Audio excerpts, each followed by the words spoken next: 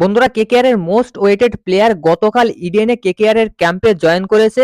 কার কথা বলছি অবশ্যই বুঝতে পারছেন, মিচেল স্টার্কের কথাই বলছি। মিচেল স্টার্ক কিন্তু গতকাল রাতে কেকেআর এর ক্যাম্পে জয়েন করেছে।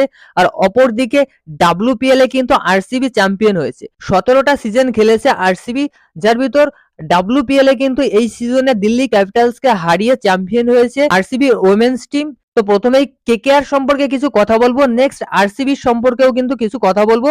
সম্পূর্ণ ভিডিও দেখুন। আর ক্রিকেট সংক্রান্ত সমস্ত আপডেট পেতে অবশ্যই চ্যানেলটা সাবস্ক্রাইব করে রাখুন। এই রিকোয়েস্টটা কিন্তু আমি প্রত্যেকটা ভিডিওতে করি, তো অবশ্যই চ্যানেলটা সাবস্ক্রাইব করে রাখবেন। আইপিএল চলে এসেছে, সমস্ত আপডেট ইনস্ট্যান্টলি পাওয়ার জন্য।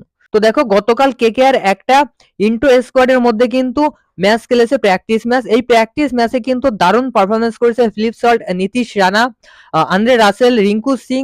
এরা কিন্তু প্রত্যেকেই ভালো পারফরমেন্স করেছে। টিম গোল্ড এবং টিম পার্পেলে ভাগ হয়ে খেলেছে, যেখানে টিম গোল্ড কিন্তু প্রথম ইনিংসে 237 রান করেছিল, 238 রানের টার্গেট দিয়েছিল। টিম পার্পেল কিন্তু ম্যাচটা হেরে গিয়েছে মাত্র 5 রানে। যেখানে দেখো, ফিলিপ সল্ট এবং নীতিশ রানা দারুণভাবে ব্যাটিং করেছে। রিঙ্কু সিংও কিন্তু প্রথম ইনিংসে ভালো ব্যাটিং করেছে, যদিও দুবার আউট হয়েছে। সেকেন্ড ইনিংসের স্কোরের সম্পর্কে কিন্তু তোমাদেরকে গতকাল রাতে জানাইনি, যেটা আজকে জানাচ্ছি। প্রথমত অঙ্কুরিশ রঘুবংশী, সে 27 বলে 48 রান করেছিল। ওপেনিং এ নেমেছিল কেএস ভরতের সঙ্গে। কেএস ভরত কিন্তু 3 বলে 1 রান করে আউট হয়ে যায়। নেক্সট শ্রেয়াস আয়ার নেমেছিল। শ্রেয়াস আয়ার কিন্তু একটা স্লো নক খেলেছে 21 বলে 23 রানের। তারপর মনীষ পান্ডে নামে। তো দেখো, মনীষ পান্ডে প্রথম ইনিংসেও ব্যাট করেছিল, 2 বলে ডাক মেরে আউট হয়। এবং সেকেন্ড ইনিংসেও কিন্তু তোমার হচ্ছে অঙ্কুরিশ রঘুবংশী 27 বলে 48 রান করার পর আউট হয়ে গেলে মনীষ পান্ডে নামে সেখানে। তখন কিন্তু মনীষ পান্ডে 11 বলে 8 রান করে আউট হয়ে যায়। এবং পরে মনীষ পান্ডে কিন্তু সেকেন্ড ইনিংসে আবার ব্যাটিং করতে নামে। সেখানে মনীষ পান্ডে কিন্তু একটা ভালো নক খেলেছে, 24 বলে 51 রানের, সেখানে 4টে 6ও মেরেছে। তার সঙ্গে আন্দ্রে রাসেল কিন্তু প্রথম ইনিংসে 12 রান করেছিল, 13 রান করেছিল সরি। সেকেন্ড ইনিংসে কিন্তু 14 বলে 35 রান করেছে। ভেঙ্কটেশ আয়ার প্রথম ইনিংসে করেছিল 17 রান, সেকেন্ড ইনিংসে কিন্তু 11 বলে 27 রান করেছে। তো দেখো, ভেঙ্কটেশ আয়ার যদি এবছর ওপেনিং এ ফ্লপ যায় গত সিজনের মতো, গত সিজনে কিন্তু ভেঙ্কটেশ আয়ার ওপেনিং এ ফ্লপ গিয়েছিল, একটা সেঞ্চুরি করেছিল, সেটা কিন্তু 3 নম্বর পজিশনে খেলে। যদি এবছর ভেঙ্কটেশ আয়ার ফ্লপ যায়, তাহলে কিন্তু একটা অপশন কেকেআর এর কাছে থাকছে, ওপেনিং এর অপশন, সে হচ্ছে অঙ্কুরিশ রঘুবংশী। দেখো, অঙ্কুরিশ রঘুবংশী গতকাল যেভাবে খেলেছে, পুরোই হাত খুলে খেলেছে, ওপেনিং এ অ্যাগ্রেসিভলি খেলেছে। সুতরাং কেকেআর এর হাতে কিন্তু আরেকজন ওপেনিং অপশন থাকছে। তো অনেকেই বলে যে প্র্যাকটিস ম্যাচে কি হয়, প্র্যাকটিস ম্যাচটা তো জাস্ট নিজেদের মধ্যে খেলা হয়। এটাই হচ্ছে প্র্যাকটিস ম্যাচের আসল উদ্দেশ্য, যে একজন প্লেয়ার কোন পজিশনে খেলতে ভালোবাসে সেটা কিন্তু খুঁজে বের করা হয় এই প্র্যাকটিস ম্যাচের মাধ্যমে। আমরা কিন্তু কেউই জানতাম না যে অঙ্কুরিশ রঘুবংশী ওপেনিং এ এত সুন্দর খেলতে পারবে। অ্যাকচুয়ালি এই ম্যাচটার পরে কিন্তু প্রত্যেকের একটা ধারণা হয়ে গেছে, কেকেআর এ যদি ভেঙ্কটেশ আয়ার ফ্লপ যায়, তাহলে সল্টের সঙ্গে কিন্তু অঙ্কুরিশ রঘুবংশী দিয়ে ওপেন করাবে, এটা কিন্তু 100% কনফার্ম।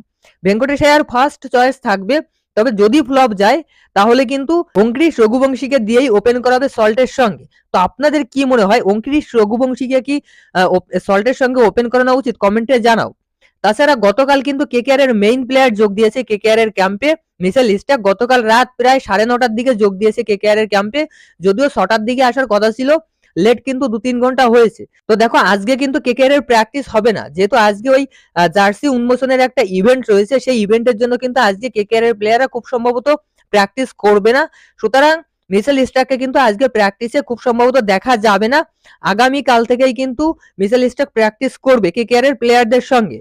নেক্সট বন্ধুরা, আরসিবি, রয়্যাল চ্যালেঞ্জার্স ব্যাঙ্গালোর। এই নামটা কিন্তু একটা পপুলার নাম, কেননা 16টা সিজন আইপিএল খেলেছে, এখনো পর্যন্ত একবারও চ্যাম্পিয়ন হতে পারেনি।